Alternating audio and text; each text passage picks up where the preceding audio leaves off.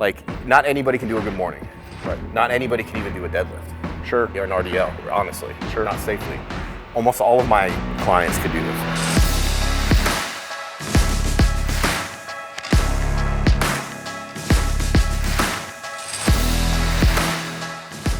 Stand in front. There you go. So you push back against it. Then these. Pull those. Now they're out of the way. Oh, that's awesome, bro. Right. So you're getting a good slight hinge, slight flexion of the knee. Obviously a big hip hinge. But as you're coming into higher position, you notice the max resistance is about right here. Bro. Right at the end where the glutes and hamstrings really tie in hard.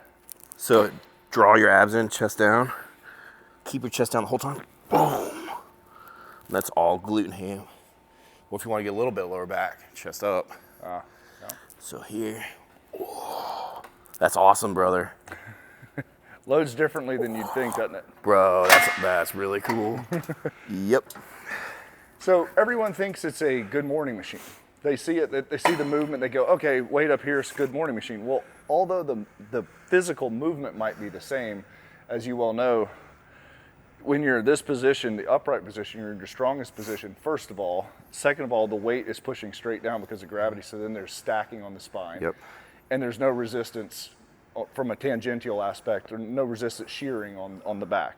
So when you're in this position in a good morning, the weight's the highest. When you're in your weakest position, but it's not really applicable to many things. So we're this, based on where we set this range limiter, and we could adjust that up or down so we could start hitting a target of different range of motion.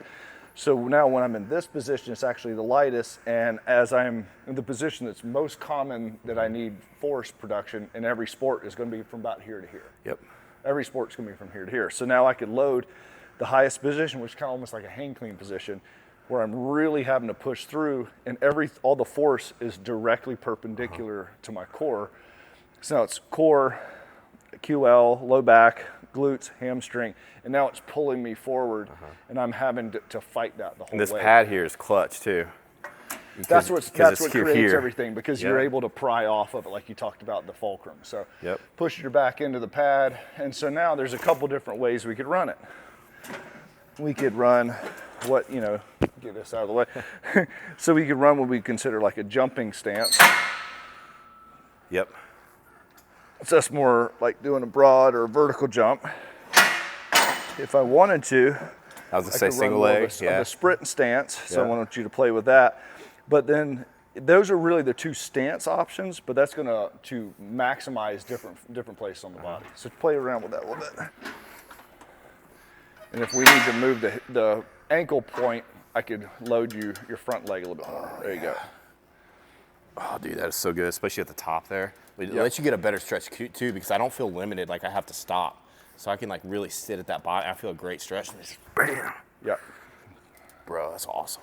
Because there's nothing else that's going to give you the force directly this way. Because normally if you're here, it'd be stacking directly down. Yeah. But the force curve now is boom, right there. It's the highest. I mean, it's called the back attack, but it should really be called like the glute ham attack. Yeah. Because like you don't feel it in your lower back as much. Yeah. It's just a stabilization, but the engine is the glute. It's the glute and hams, like nothing else. That's amazing. Another thing with good mornings is people are limited by their shoulder mobility. Sure. So the barbell will sit on their C7, on their cervical spine, and then so it's like a double whammy. They build that momentum. They get at the longest lever length. They get against gravity, and then they try to do that amortization phase, the stop to come back up. Right when that barbell wants to roll onto their neck muscles. Sure. And I don't hate the good morning. It's like anything else, has its uses, but it's good. For most people, it's just not suited. Right. This is amazing.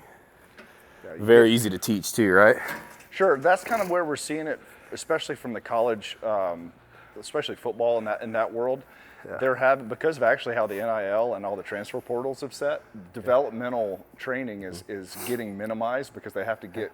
Most kids are walking to college never having done a good morning in their life. And they got to get them loaded pretty fast because I need you to play in 6 weeks. And I might only have you for a year.